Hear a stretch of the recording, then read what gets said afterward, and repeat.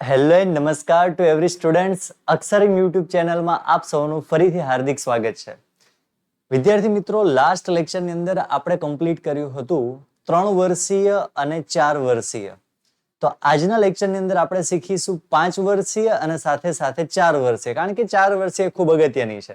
અને સ્વાધ્યાયમાં 4.3માં બાકીના જે બે દાખલા છે એ પણ 5 વર્ષીય અને 4 વર્ષીયના છે. તો ચલો શરૂઆત કરીએ છીએ આજના સેશનની સમ નંબર 3 થી.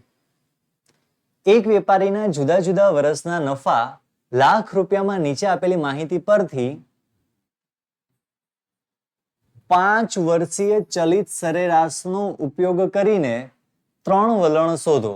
આ 3 કોઈ એવો શબ્દ છે ને, એ તો ખાલી ભૂલથી લખેલો છે.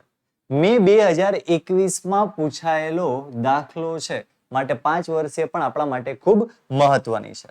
ચલો શરૂઆત કરીએ છીએ.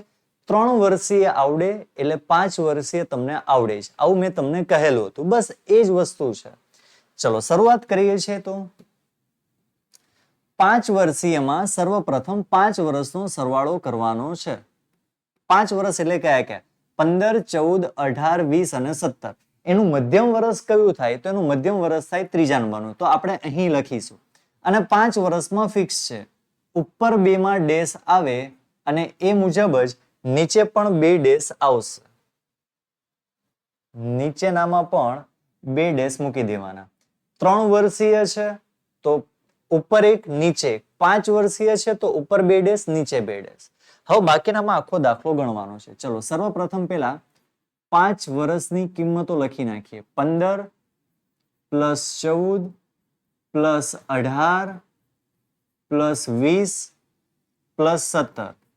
ચલો કેલ્સી લઈ લો ફટાફટ અને મને આન્સર શું છે એ કમેન્ટમાં જણાવી દો. 15 પ્લસ 14 પ્લસ 18 પ્લસ 20 પ્લસ 17. તો જવાબ આવશે 84. એ જ વસ્તુ 84 ને આપણે લખવાના છે નીચેની લાઈનમાં. ઉપરથી એક વર્ષની કિંમત માઇનસ કરીશું એટલે -15 અને નીચે એક રકમ આપણે કરીશું પ્લસ, તો કરીશું 24. તો 84 માઇનસ 15 પ્લસ 24, તો જવાબ આવશે આપણો 93. એ જ 93 ને આપણે નીચે લખવાના છે.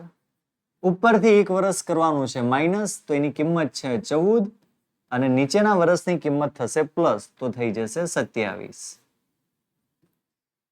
તો 93 માઇનસ 14 પ્લસ 27, જવાબ આવશે 106. એ જ 106 તમારે લખવાના છે અહીં નીચે. 106 માઇનસ 18 અને પ્લસ કરીશું આપણે 25. તો 106 માઇનસ 18 પ્લસ 25, તો જવાબ આવશે 113. એ જ 113 આપણે લખવાના છે નીચેની લાઈનમાં, માઇનસ ઉપરથી એક વર્ષ એટલે 20 અને નીચેથી આપણે કરીશું પ્લસ, તો પ્લસ 23. તો માઇનસ 20 પ્લસ 23, આન્સર આવે છે 116. કમ્પ્લીટ. કેટલો ઈઝી દાખલો છે. હવે અહીંયા જુઓ, તમે ઉપરથી એક વર્ષ આપણે કટ તો કરી શકીએ, પણ નીચે 5મું વર્ષ છે, 1 2 3 4, 5મું વર્ષ નથી, તો હવે આગળ ગણતરી આપણી થાય નહીં. કમ્પ્લીટ અહીંયા સુધી. ચલો આ તમારે માત્ર સમજવા માટે કરીએ છીએ. આવા કોઈ ચેકચાક તમારે બોર્ડની એક્ઝામમાં કરવાની નથી. અરે બોર્ડની કોઈ પણ એક્ઝામમાં કરવાની નથી, આ તો સમજમાં આવે એટલા માટે. ઓકે ચલો 5 વર્ષ છે તો ડિવાઈડ કેટલા થઈ જાય? 5 થઈ જાય. 84 ભાગ્યા 5, 93 ના છેદમાં 5, 106 ના છેદમાં 5, 113 ના છેદમાં 5, 116 ના છેદમાં 5. ચલો બધાને ડિવાઈડ 5 કરવાના છે. 84 ભાગ્યા 5, તો જવાબ આવશે 16.8. કેલ્સીમાં ગણતરી કરતા જજો મારી સાથે સાથે. 93 ભાગ્યા 5 તો 18.6. 106 ભાગ્યા 5 તો જવાબ આવશે 21.2. 113 છેદમાં 5, 22 ના છેદમાં 6 અને 116 ભાગ્યા 5 તો જવાબ આવશે 23.2. બસ વિદ્યાર્થી મિત્રો, દાખલો થઈ ગયો પૂરો. એકદમ સરળ છે, માત્ર પ્રેક્ટિસની જરૂર છે. શરૂઆતમાં 2 થી 3 વખત તમે પ્રેક્ટિસ કરશો તો 3 વર્ષીય અને 5 વર્ષીય તમને આવડી જશે. વધુ મહેનત કરવાની જરૂર છે આપણે 4 વર્ષીયની અંદર. ચલો શું કીધું છે દાખલા નંબર 4 મોસ્ટ ઇમ્પોર્ટન્ટ. એટલા માટે ઇમ્પોર્ટન્ટ કારણ કે 4 વર્ષીય છે. વર્ષના જુદા જુદા ત્રિમાસિક ગાળામાં જથ્થાના ભાવ સૂચકાંક નીચે પ્રમાણે આપેલા છે. 4 ત્રિમાસીય ચલિત સરેરાશ વડે શ્રેણીનું વલણ દર્શાવો. ખાસ યાદ રાખવાનું છે, ઘણા બધા વિદ્યાર્થીઓ અહીંયા કન્ફ્યુઝ થઈ જાય. 4 ત્રિમાસીય, તો ત્રિમાસીય એટલે 3 વર્ષની ગણતરી ન થાય. નહીં સ્ટુડન્ટ, હંમેશા યાદ રાખો પ્રથમ જે આપેલું છે એ પ્રમાણે તમારે ધ્યાનમાં રાખવાનું છે. તો અહીંયા આપણે દાખલો કરીશું 4 વર્ષીયની રીતે. ક્લિયર? ચલો હવે લખવાનું છે કઈ રીતે? ઘણા બધા વિદ્યાર્થીઓ કન્ફ્યુઝ થઈ જાય કે સર લખવું કઈ રીતે? તો પહેલું 4 વર્ષીય છે તો 4 વર્ષીયમાં તમારે એક એક લાઈન છોડવી પડશે. હવે લખવાનું છે કઈ રીતે? તો જુઓ તમે બોર્ડ ઉપર. પહેલા વર્ષ લખવાનું છે, એની બાજુમાં Q1, Q2, Q3, Q4 એટલે કેવી રીતે સિક્વન્સમાં તમારે આખા પેજમાં લખી નાખવાનું છે અને બધામાં તમારે એક એક લાઈન છોડતી જવાની છે. એક જ પેજની અંદર દાખલો આવે તો ઠીક છે, નકર બાજુના પેજ ઉપર પણ તમે દાખલો ગણી શકો છો. હવે મેથડ આપણી સેમ જ છે 4 વર્ષીયની. પ્રથમ 4 વર્ષનો સરવાળો કરવાનો છે. તો પ્રથમ 4 વર્ષ એટલે આપણા માટે 4 વર્ષ થઈ ગયા. મધ્યમ વર્ષ કયું થાય? તો કે બીજું અને ત્રીજાની વચ્ચે. તો અહીં આપણે એનો સરવાળો લખીશું. 110 ફરીથી 110 પ્લસ 125 પ્લસ 135. ચલો કેલ્સીની અંદર આપણે કરીએ છીએ 110 પ્લસ 110 પ્લસ 125 પ્લસ 135. જવાબ કેટલો આવે છે? 480. તો એ જવાબ આપણે અહીં લખીશું 480. મારી પાસે જગ્યા નથી એટલે મેં ઉપર લખ્યું છે, તમારે બાજુમાં જ લખવાનું છે. હવે એ 480 ને એક લાઈન છોડીને તમારે લખવાના છે અહીં 480. ઉપરથી કરવાનું છે 1 વર્ષ માઇનસ એટલે માઇનસ 110 અને પ્લસ તમારે કરવાનું છે 1 વર્ષ 145. તો અહીં આપણે કરીશું 145. તો 480 માઇનસ 110 પ્લસ 145. જવાબ કેટલો આવે? 515.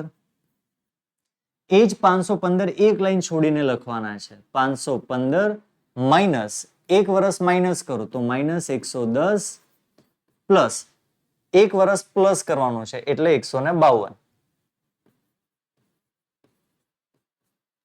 તો માઇનસ 110 પ્લસ 152. જવાબ આવશે 557.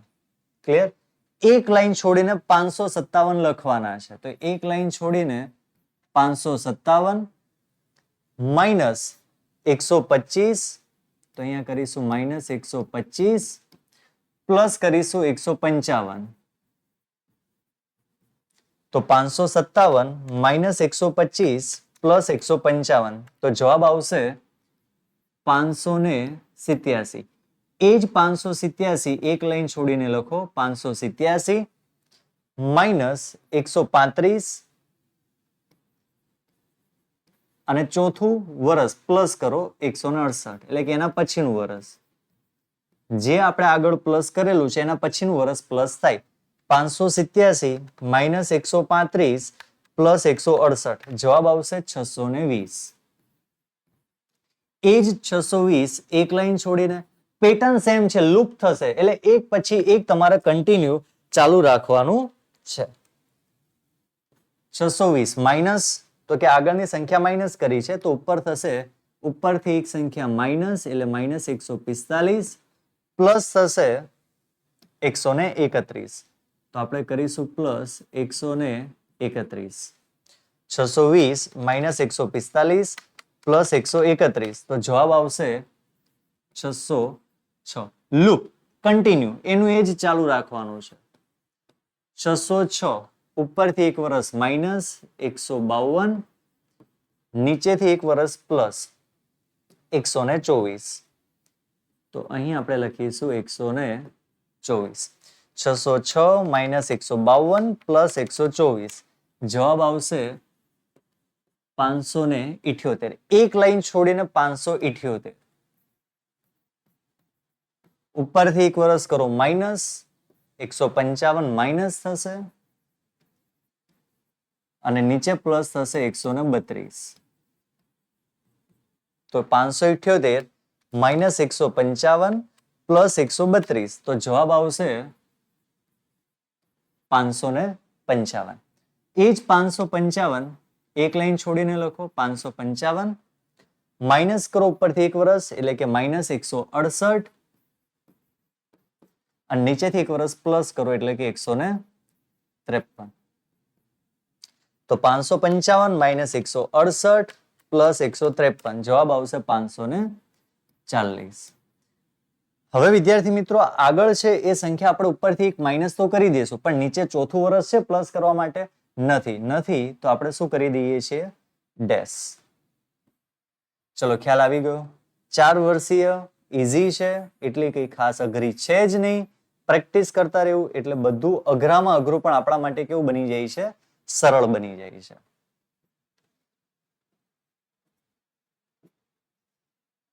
ચલો કમ્પ્લીટ. હવે શું કરવાનું? તો જે 4 વર્ષના જે જવાબ આપ્યા છે એ બંને 4 વર્ષ પ્લસ 4 વર્ષ વચ્ચેની લાઈનમાં આપણે લખવાના છે. તો ઉપર અહીંયા જવાબ કેટલો મળ્યો આપણને? 480 અને અહીંયા જવાબ કેટલો મળ્યો આપણને? 515. બસ બંનેનો સરવાળો કરવાનો. અહીંયા બંને કેટલા છે? 515 પ્લસ 557. તો એ બેનો સરવાળો વચ્ચેની જે લાઈન છે એમાં લખવાનો છે. પ્રથમનો જે 480 પ્લસ 515, તો જવાબ આવશે 995 અને બીજાનો જવાબ આવશે 515 પ્લસ 557 એટલે થશે 1072. હવે 557 અને 587 તો એ વચ્ચેની લાઈનમાં લખાય. 557 એટલે કે આપણે જે આગળની સંખ્યા છે એ ક્યાં લખાય? બે સંખ્યાની વચ્ચે એટલે 557 પ્લસ 587. ચલો આગળ તમે લોકો બોલતા જાઓ. શું થશે? 587 620 તો ક્યાં લખાય? બંનેની વચ્ચે. 587 પ્લસ 620. અહીંયા શું થશે? 620 પ્લસ 606. આ બંનેનો સરવાળો વચ્ચેની લાઈનમાં. 606 પ્લસ 578. ચલો સરવાળો કરી નાખીએ. 557 પ્લસ 587 તો જવાબ આવશે 1144. 587 પ્લસ 620 તો જવાબ આવશે 1207. 620 પ્લસ 606 તો જવાબ આવશે 1226. પછી એ 606 પ્લસ 578 જવાબ આવશે 1184. દાખલો કન્ટિન્યુ છે. 578 પ્લસ 555. અહીંયા આવશે 555 પ્લસ 540. ચલો તો કરીએ છીએ. 578 પ્લસ 555 તો જવાબ આવશે 1133. અને આ બંનેનો સરવાળો કરી નાખો. 555 પ્લસ 540 તો જવાબ થાય 1095.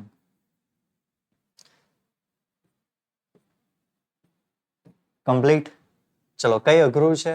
કશું અઘરું છે નહીં. હવેના સ્ટેપમાં શું કર્યું? તો આપણે બંનેના સરવાળા વચ્ચેની લાઈનમાં આપણે લખી દીધા હતા. કમ્પ્લીટ. હવે શું? 4 વર્ષ પ્લસ 4 વર્ષ કેટલા થયા? 8 વર્ષ થયા. તો એ 8 વર્ષ આપણે ડિવાઈડ કરતા જવાના છે. 4 વર્ષીયમાં હંમેશા ડિવાઈડ શું થાય તમારા માટે? તો ડિવાઈડ થાય 8 વર્ષ જ. 995 ભાગ્યા 8 1072 ભાગ્યા 8. તો કરીએ આપણે. 995 ભાગ્યા 8 તો 124.38 અને બીજાનો જવાબ આવશે 1072 ભાગ્યા 8 તો જવાબ આવશે 134. કમ્પ્લીટ. બસ બધાને કેટલા કરતા જવાના છે? ડિવાઈડ 8 કરવાના છે. ડિવાઈડ 8 ખબર પડી ગઈ ને? 4 વર્ષ પ્લસ 4 વર્ષ એટલે 4 ને 4 કેટલા થાય? 8 થાય. એ બાજુમાં જ લખવાના છે. 1144 ભાગ્યા 8 1207 ભાગ્યા 8 1226 ભાગ્યા 8 1184 ભાગ્યા 8. ચલો